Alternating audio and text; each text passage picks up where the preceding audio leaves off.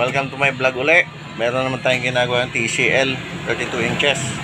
Ang sira niya ay diode. Ito diode ito papunta sa inverter.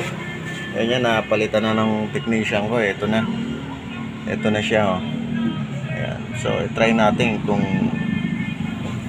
buo na, kasi shorted to eh, itong diode na to.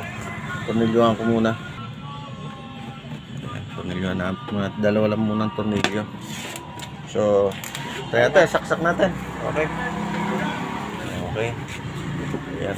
Uy, ito pa, natanggal palang flex. Okay, sa ilaw lang. Yun, okay, nakita po, umilaw na. Ayan. Balik muna natin yung flex. Good wire.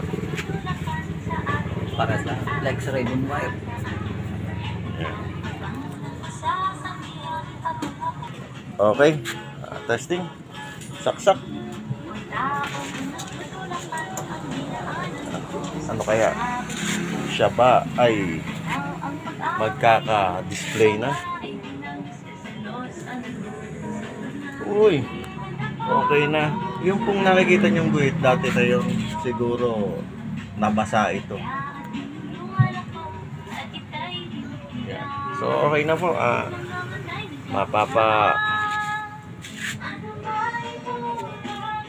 Lukat na natin to. Ayan, patubos. Ayan. Okay.